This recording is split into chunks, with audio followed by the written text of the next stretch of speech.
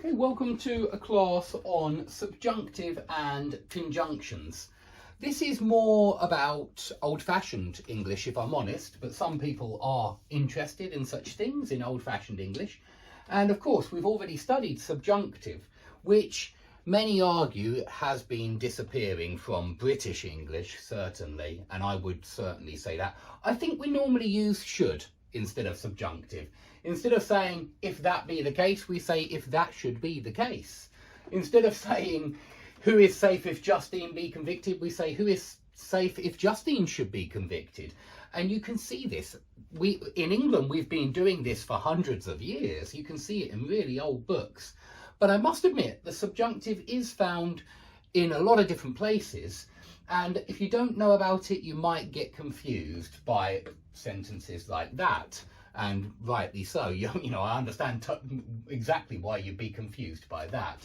And so it's worth knowing about, and it's worth knowing perhaps which conjunctions you very often see it with in old-fashioned English. So in the Bible, you very often see this subjunctive. You very often see lest in subjunctive, and though in subjunctive, and until, and if, and whether, and subjunctive. So these are all conjunctions, subordinating conjunctions, that you see being used with subjunctive. Now, I'm not suggesting that you always should use subjunctive with all of these.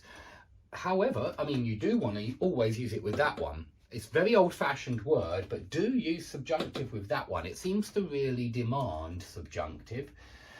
And I think it's a good idea to say if I were rather than if I was, which is also subjunctive, yeah? If I were a rich man, if I were in your shoes. Very few native speakers say if I was in your shoes, very few. And that's why it's worth using after if.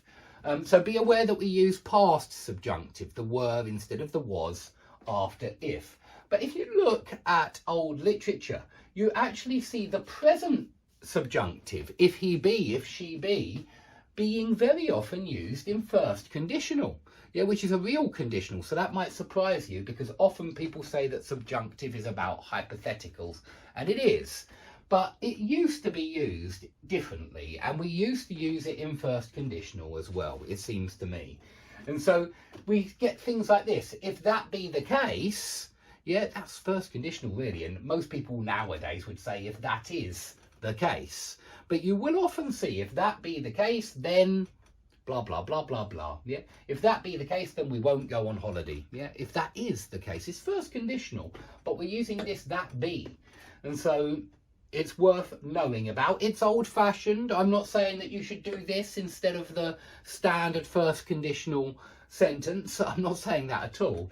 But I want you to be aware of it, because if you're watching Shakespeare in the theatre, or if you're reading Edgar Allan Poe or something like that, or Frankenstein, which is where the next one comes from, then you will see subjunctive.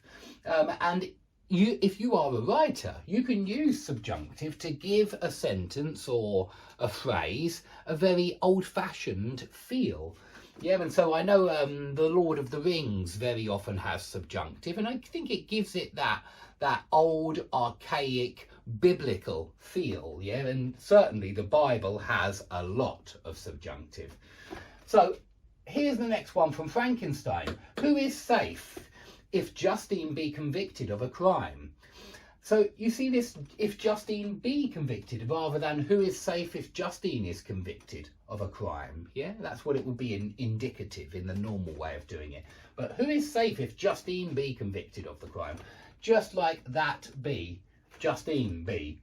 It's there, yeah, and so you will find this in old literature, and yes, it sounds archaic, but it does have a nice, I mean, sometimes archaic things do sound nice. The next one's from Carl Jung, who wasn't a big fan of addiction. He understood that every form of addiction is bad, no matter whether, so now we're not just looking at the if, we're also looking at the whether.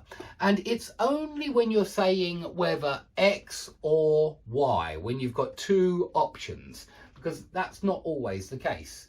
You know, if you say something like this, I don't know whether I will come to the party or not. It's only when you say the or not that you've got two options. But notice we've got three options here. Whether the narcotic be alcohol,